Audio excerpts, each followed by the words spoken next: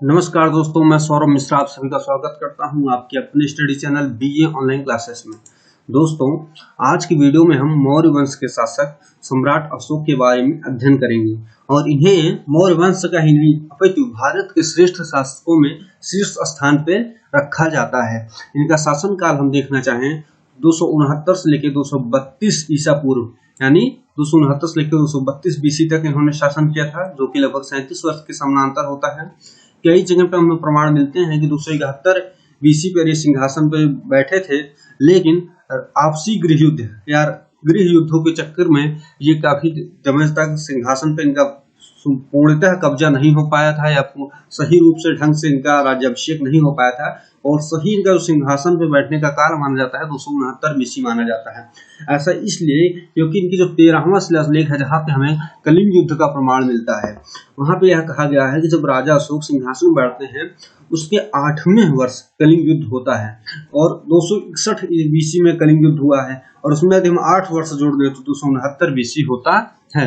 और यहाँ पर आपके समझ स्क्रीन पर दिख रही होगी, ये राजा अशोक की फोटो लगी हुई है जिसे आप देख सकते हैं और इसका सोर्स विकिपीडिया रहा है। इनके बारे में हमें स्रोत कौन कौन से प्राप्त होते हैं, तो सबसे महत्वपूर्ण स्रोत है अभिलेख है। और आपको जैसे कि जानकारी होगी कि सम्राट अशोक ही ऐसे पहले भारतीय शासक थे जिन्होंने भारत में अभिलेखों का प्रचलन प्रारंभ किया और अपनी जानकारी को जनता तक पहुंचाने के लिए अभिलेखों का प्रयोग किया। और इसीलिए इनके बारे में हमें जो सबसे प्रामाणिक साक्ष्य प्राप्त होते हैं वह इनके अभिलेख से ही प्राप्त होते हैं। तत्पश्चात हम साहित्यिक साक्ष्य की बात करें तो हमें पुराण के बारे में जानकारी मिलती है, क्योंकि पुराण में इनका नाम अशोक वर्धन लिखा गया है। रुद्रदामन का जूनागढ़ अभिलेख मौर्यों के बारे में एक सदैव विशेष स्रोत रहा है। और जैसे मैं आपको पहले ही बता चुका हूँ, भारतीय क्षेत्र में संस्कृत में लिखे जाने वाला पहला अभिलेख कौन सा था, वह रुद्रदामन का जूनागढ़ अभिलेख था। इन्हें कुछ उपाधियां मिली थी, उसके बारे में आप जान लीजिए। पहली उपाधि में धर्मराजिका, चक्रवात, सम्राट, राजश्रेष्ठ, मगध राज, भूपति, मौर्य राजा, अशोक, धर्माशोक, उसके बाद अशोक वर्धन, प्रजापति, धर्मनायक और कुछ इनकी और उपाधियां हैं जैसे देवानाम, प्रियदर्शी, प्रियदर्शी और एक दो उपाधियां और मिलती हैं जिनके बारे में हम आगे जानेंगे। और एक जो सबसे महत्वपूर्ण इनके बारे में जानकारी है कि इनका जो साम्राज्य था वह आज तक का अभूतपूर्व साम्राज्य रहा है। यानी कि इनका साम्राज्य विस्तार जितने बड़े क्षेत्र में था भारत के, इनका साम्राज्य पूरा भारत, पाकिस्तान, अफगानिस्तान, ईरान तक के क्षेत्र ऊपर हिंदुकुश पर्वत तक माना जाता है। और वैसा साम्राज्य आज तक किसी शासक ने न किसी देश ने स्थापित कर पाया है। देश के रूप में भारत की बात करूं तो उससे बहुत कम है, लगभग उससे आधा साम्राज्य है। लेकिन हम सम्राटों की बात करें तो इतना सम्राट आज तक किसी ने हासिल नहीं कर पाया। यदि आप इनका साम्राज्य विस्तार की यहाँ पे फोटो देख रहे हैं, करने लगा तो ये आप इनके इमेज में देख पा रहे होंगे कि ये जो इमेज है इसमें जहां तक ये नीले कलर का दिख रहा है वहां तक इनका विस्तार देखने को मिलता है। और ये अभूतपूर्व शासन रहा है, मतलब इससे पहले न इससे बाद आज तक किसी ने इतने बड़े साम्राज्य पर शासन नहीं किया है। बस ध्यान रखिएगा, इनके बारे में कई बार क्वेश्चन पूछा जाता है कि क्या सम्राट अशोक ने श्रीलंका पर नियंत्रण हासिल किया था, तो यह कदापि गलत है, क्योंकि इन्होंने कभी भी श्रीलंका पर कब्जा या नियंत्रण नहीं स्थापित किया था। ऊपर ये हिंदुकुश पर्वत तक और यहाँ पर बात करें तो पाकिस्तान, अफगानिस्तान, सिंध और ईरान तक का जो क्षेत्र है वहां तक इनका नियंत्रण हासिल था। और इनका नेपाल का भी क्षेत्र इन्हीं के क्षेत्रों में आता था। इधर पश्चिम बंगाल, म्यांमार के कुछ हिस्से पूरे इनके साम्राज्य के भाग हुआ करते थे।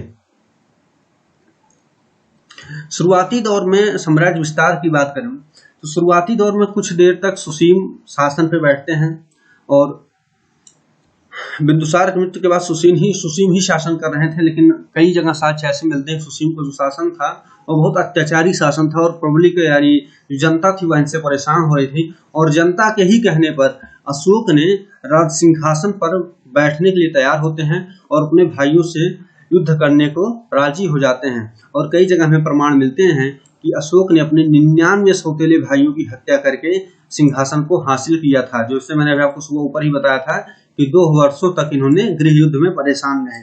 लेकिन थोड़ा यह बात कई विद्वानों का मानना मतलब तर्क संगत नहीं लगता है कि इन्होंने अपने 99 भाइयों का कत्ल किया था।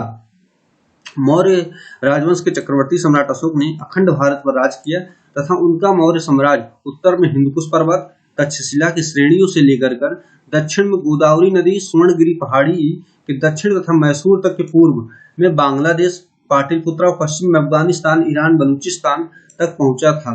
जैसे कि मैं आपको पहले ही बता चुका हूं कि इनका जो शासन था यहाँ पर ये अभूतपूर्व रहा है।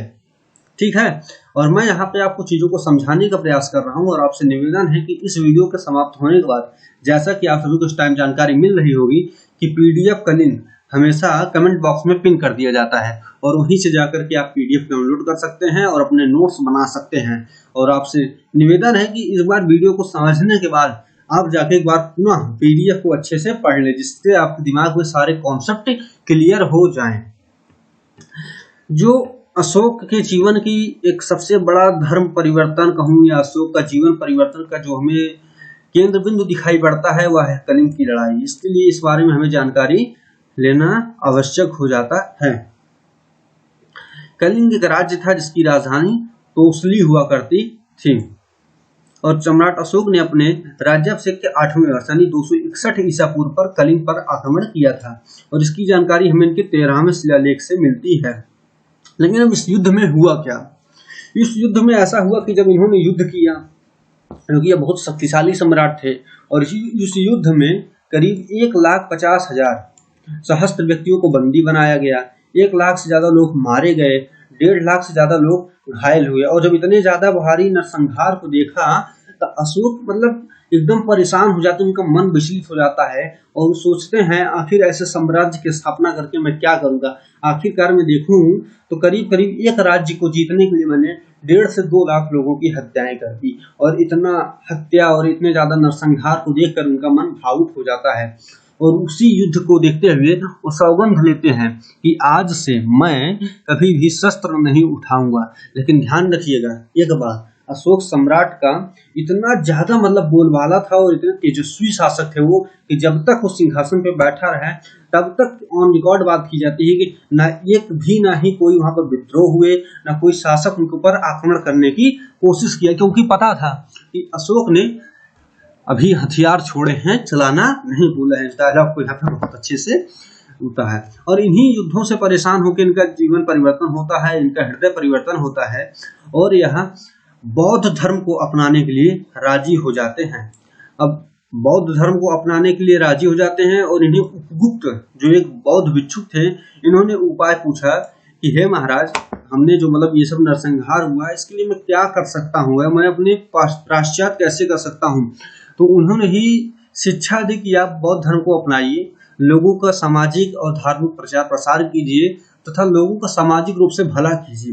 इन्हीं से प्रभावित होकर और इन्हीं के द्वारा उपगुप्त से ही बौद्ध शिक्षा लेते हैं और शांति और सामाजिक प्रगति धार्मिक प्रचार के लिए अशोक आगे बढ़ जाते हैं और बौद्ध धर्म के प्रचारकों में कहीं न कहीं अपना शीर्ष स्थान हासिल कर लेते हैं। और यही कहा जाता है अशोक के बारे में, अशोक ने जब शासन किया तो शीर्ष राजा के रूप में, और जब धार्मिक व्यक्ति हुए तो शीर्ष भक्त के रूप में। यानी अशोक ने जो भी कुछ किया वह अद्वितीय किया, कभी भी उसे आधा अधूरा नहीं किया। जब तक उस राजा रहे तब तक अद्वितीय और महान राजा रहे, और जब वो भक्त हुए तो आप देखेंगे कि बौद्ध धर्म को एक अलग श्रेणी या एक अलग स्थान पर पहुंचाने का जो जानकारी हमें बौद्ध ग्रंथों या और अन्य इतिहासों में हमें जानकारी प्राप्त होती है अशोक के बारे में, वह किसी और बौद्ध भिक्षु या किसी और बौद्ध अनुयायी से हमें नहीं प्राप्त होती है।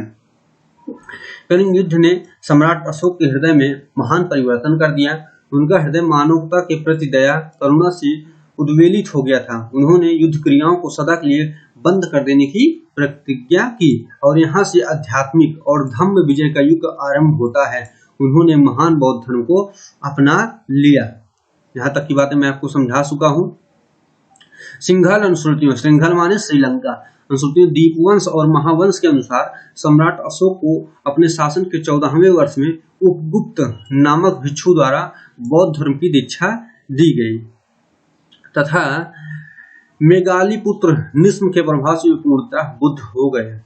अब सबको जैसे जानकारी होगी कि उन्होंने करीब माना जाता है 255-56 बीसी के आसपास स्थिति बौद्ध संगति की आयोजन किया था, जिसके जो अध्यक्ष थे वो मेघाली पुत्र निस्म थे और यह कहाँ पे हुई थी? पाटलिपुत्रा में हुई थी और इसी के समय अधिधम्म पिटक की रचना की गई थी। सम्राट अशोक ने अपने शासनकाल के 10वें वर्ष बोध गया की यात्रा की और 20वें वर्ष इन्होंने लुम्बिनी की यात्रा की और यहाँ के क्षेत्र को करमुक्त घोषित कर दिया था।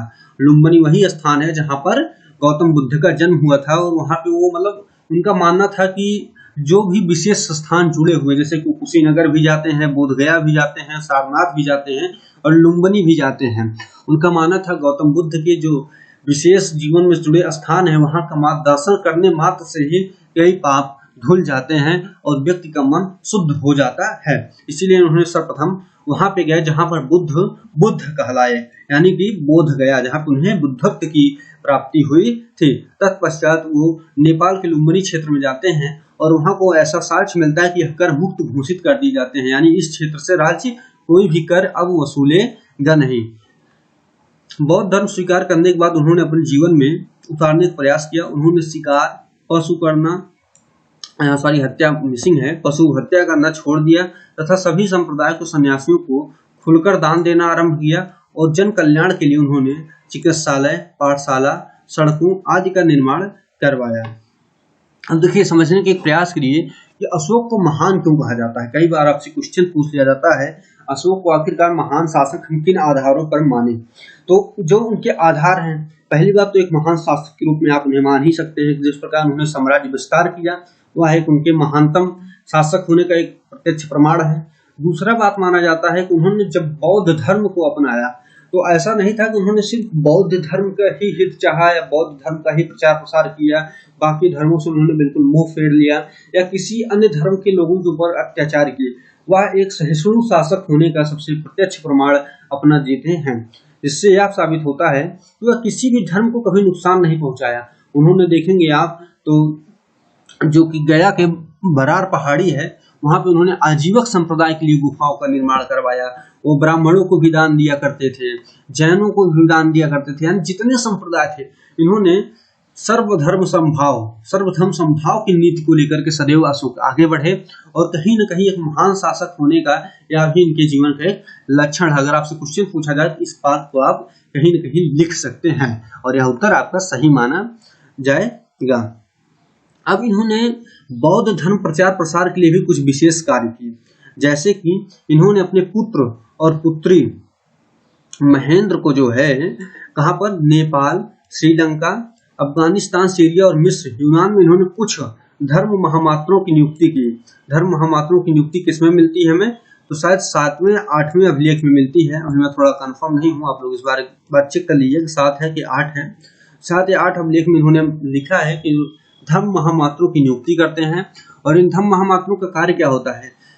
बौद्ध धर्म को प्रचार प्रसार की जो भी कार्य कर सके या बौद्ध धर्म को प्रचार प्रसार करने की जो भी कदम उठाया जा सके आप उन्हें उठाइए और बौद्ध धर्म को जन जन के बीच में पहुंचाइए। इन्होंने नेपाल, श्रीलंका, अफगानिस्तान, सीरिया, मिस्र, यूनान में अपने शासकों को, अपने लोगों को भेजा, यानी अपने अधिकारियों को भेजा और वहां के लोगों को बौद्ध धर्म अपनाने के लिए प्रेरित करने को कहा।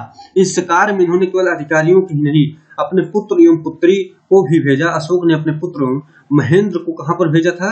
श्रीलंका में पुत्र पुत्री को भेजा था, जिसमें महेंद्र ने सबसे ज्यादा सफलता मिली, क्योंकि देखेंगे उस टाइम लगभग पूरा श्रीलंका को ही इन्होंने बौद्ध धर्म में दीक्षित कर दिया था। और श्रीलंका के राजा तिस्स ने बौद्ध धर्म से प्रभावित होकर के अपने राजधर्म को क्या अपना लिया था? बौद्ध धर्म अपना लिया था, यानी वहां का जो राजा का धर्म होगा या वहां के साम्राज्य का जो धर्म था वह बौद्ध धर्म था। और उसने ही अशोक से प्रेरित होकर के, यहाँ पे थोड़ा गलत लिख दिया है, अशोक से प्रेरित होकर उसने अशोक को, उसने स्वयं का नाम नहीं, अशोक का नाम देवानाम प्रिया की उपाधि दी। मतलब उस शासक ने अशोक को देवानाम प्रिया की उपाधि दी थी। अशोक के शासनकाल में ही तृतीय बौद्ध संगति पाटलिपुत्रा में आयोजित की गई और यहीं पर अधिधम्म पिटक की रचना की गई और बौद्ध भिक्षु जो हैं देश विदेश से यहाँ पर आए हुए थे, आयोजन में शामिल हुए थे। अशोक ने बौद्ध धर्म को अपना लिया और साम्राज्य के सभी साधनों को जनता के कल्याण हेतु लगा दिया। अशोक ने बौद्ध धर्म के प्रचार प्रसार के लिए निम्नलिखित कार्य किया। अब थोड़ा हम देखते हैं उन्होंने, अभी तो मैंने बताया कि विभिन्न अधिकारियों की नियुक्ति की और कहा कि आप जगह जगह जाइए और वहाँ लोगों को प्रभावित करिए एवं लोगों को प्रेरित करिए बौद्ध धर्म को अपनाने के लिए। और भी उसने कुछ कार्य किए, जैसे कि धर्म यात्राओं की प्रारंभ करना। जैसे कि अभी आपको बताया गया, उसने अपने शासन के जो है 10वें वर्ष बोध गया और 20वें वर्ष लुम्बिनी की यात्रा करते हैं। फिर उसके बाद वो कुशीनगर की भी यात्रा करते हैं। राजकीय पदाधिकारियों की नियुक्ति, धर्म महामात्रों की नियुक्ति, दिव्य रूपों से प्रदर्शन, मतलब कि जब बौद्ध धर्म मतलब वो जैसे संगति का आयोजन करना, विभिन्न बौद्ध भिक्षुओं को बुला करके उपदेश देना, ठीक, धर्म श्रावण एवं धर्म उपदेश की व्यवस्था करना, लोकचार हित के कार्य करना, धर्म लिपियों को खुदवाना, विदेशों में धर्म प्रचार करने के लिए धर्म या प्रचारकों को भेजना। अशोक ने 13वें वर्ष के बाद बौद्ध धर्म के प्रचार प्रसार हित पदाधिकारियों का एक नया वर्ग बनाया, जिसे धर्म महामात्र कहा गया। अशोक अहिंसा, शांति तथा लोक कल्याणकारी नीतियों के विश्वविख्यात तथा अतुलनीय सम्राट थे। एच वेल्स के अनुसार अशोक का चरित्र इतिहास के स्तंभों को भरने वाले राजाओं, सम्राटों और धर्माधिकारियों, संत महात्माओं आदि के बीच प्रकाशमान है और आकाश में प्रायः एक ही तारा की तरह ये चमकते रहे सके। फिर अशोक ने एक धम्म की स्थापना की थी। अब अशोक का धम्म क्या है, इसके बारे में हम जान लेते हैं। कई बार प्रश्न आ जाता है लिखने के लिए कि अशोक के धर्म से आप क्या समझते हैं, या क्या अशोक का धर्म एक धर्म था? तो ऐसा नहीं है। विद्वानों का मानना है अशोक का धर्म कोई धर्म नहीं था और न ही यह बौद्ध धर्म था, बल्कि यह सभी धर्मों के जो नैतिक सिद्धांत थे उनका संकलन था। यानी अशोक ने सभी धर्मों की जो अच्छी अच्छी बातें थी उनको संकलित की और एक समझ लीजिए कि आपने एक नैतिक सिद्धांत की इन्होंने पुस्तक की तरह उसको प्रोत्साहित किया, या जो नैतिक सिद्धांत उन्हें लोगों को पहुंचाने के लिए एक संस्था की स्थापना की जिसे धम्म कहा जाता है। धम्म में बहुत से अच्छे कल्याणकारी कार्य करना, कोई पाप न करना, मृत्युता, दूसरों से प्रति व्यवहार में मधुरता, दया, दान। देखिए धम्म था क्या, मतलब यह था कि आप जैसे कि किसी से झूठ न बोले, किसी पशु की हत्या न करें, किसी धर्म के लोगों को सताए नहीं, सभी से प्रेम व्यवहार से प्रस्तुत हुआ, माता पिता का सम्मान करें, गुरु की आज्ञा मान, मतलब जो नैतिक शिक्षा भरी बातें थी वही अशोक के धम्म में थी। डॉक्टर स्मिथ और डॉक्टर राधा मुकुंद मुखर्जी के मतानुसार अशोक का धर्म सर्वभाव धर्म था, क्योंकि इसमें सभी धर्मों के सिद्धांतों का वर्णन किया गया है। अशोक सर्वत्र धर्म का प्रचार प्रसार करना चाहते थे, क्योंकि उनमें सभी धर्मों का सार विद्यमान था। शिलालेख के विशेषज्ञ फ्लीट के अनुसार अशोक का धर्म बौद्ध धर्म नहीं बल्कि राजधर्म या राज आज्ञा था। यानी कि अशोक ने धर्म के माध्यम से यह फैलाने का प्रयास किया कि आपका एक नैतिक धर्म क्या होना चाहिए या एक राजा का धर्म क्या होना चाहिए, वह इस धर्म के में लिखा हुआ था। अब धर्म के कुछ सिद्धांत थे, वही जो मैं आपको बता चुका हूँ कि झूठ न बोलना, दया करना, करुणा, क्षमा इत्यादि जो नैतिक कार्य हैं वही सब इसमें सिद्धांत आपको विशेष तौर पर बता दिया गया है। इसको आप एक बार पढ़ लीजिएगा। ब्राह्मणों को ध्यान दे, वृद्धों को सताए नहीं, दुखियों की सहायता करे। जितने भी नैतिक शिक्षा थी वह सब बौद्ध धर्म में दिया गया है। पशुओं की हत्या न करें, मांस का भक्षण न करें, वृक्षों को न काटें, लोक कल्याण के अंतर्गत माने जाते थे। इसे आप PDF डाउनलोड करके पढ़ लीजिएगा।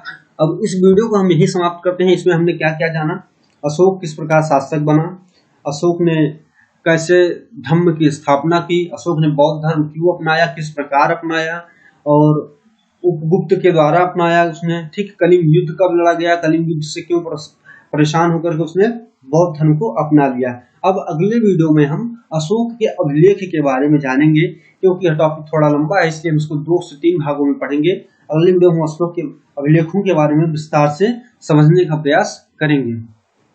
मिलते हैं आपसे नेक्स्ट वीडियो में, तब तक के लिए नमस्कार, सब्बा खैर। यदि आपको वीडियो पसंद आई हो तो वीडियो को लाइक करिए, चैनल को सब्सक्राइब करें तथा दोस्तों को भी इस चैनल के बारे में बताएं। मिलते हैं।